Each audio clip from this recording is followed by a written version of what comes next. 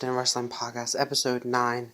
We're gonna get right into it with our rumor roundup. We have a lot to talk about today. The Undertaker hurt from chokeslamming Braun Strowman on Monday Night Raw. This one happened because he made a face, and I personally think he's not injured. I think that he is just made the face because he turned his back on Roman Reigns, and he knew he made a mistake by doing that because Reigns was going to spear him. That's what I think. Number 2, the Hardys could be at WrestleMania. Now, this rumor's happening because the Hardy Boys apparently have been in works of talking with WWE about returning to the WWE. I personally think it could happen because the Hardys are, in a way, free agents. But who knows? I personally think it would be great for them to come back, though. Number 3, Nakamura staying in NXT longer than planned. I don't know why this is actually happening or why it's even rumored, but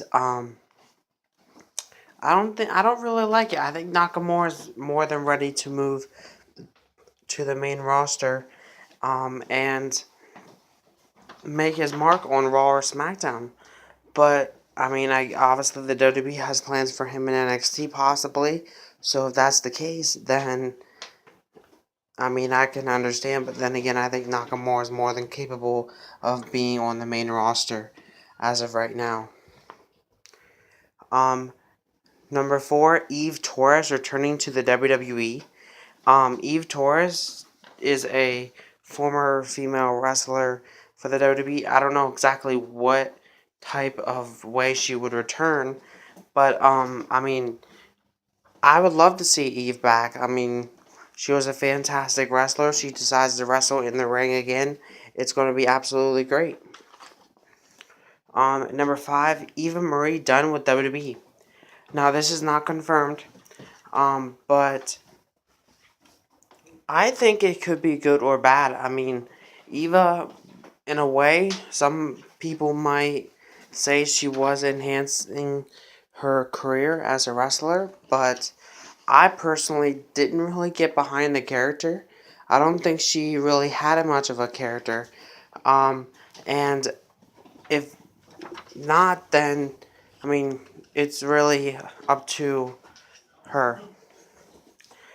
And the last piece of rumor we have is Eric Bischoff, Summer Rae, or Kurt Angle going to be the new Raw general manager. I think it's very much possible for either one of these to become it because, who knows? Nobody really knows who the new GM is going to be or if there's even going to be a GM for Monday Night Raw. But all I can say right now is either one of these guys are possible to be the new GM. Anyways, with that said, moving on to our news. Mick Foley fired as general manager, as you already just kind of heard, because we have a new GM. I don't like it because I think Mick Foley was doing a really good job. But I think that, I guess you have to move on.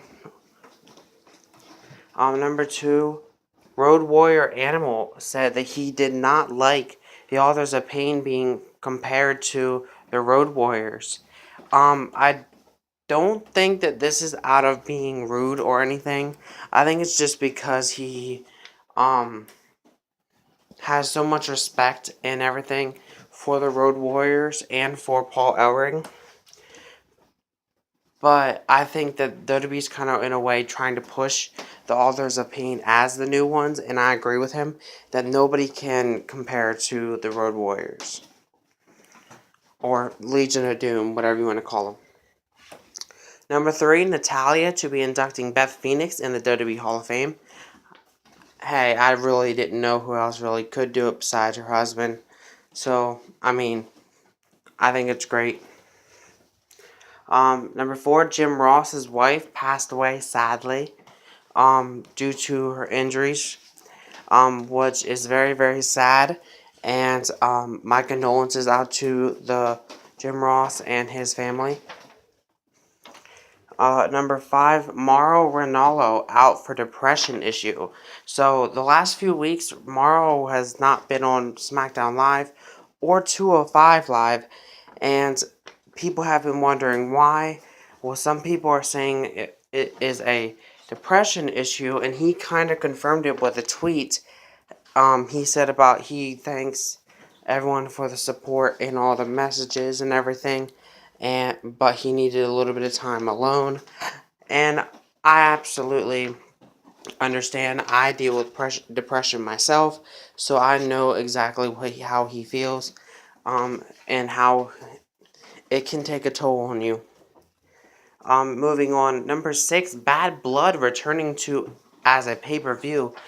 We have not seen Bad Blood as a pay-per-view in quite some time. However, Monday Night Raw could possibly be the home of them. That's another rumor. A lot of people are saying that Monday Night Raw will be the home. If that's the case, I'd like to see SmackDown bring back another older pay-per-view that we haven't seen in quite some time. Maybe Vengeance or Unforgiven.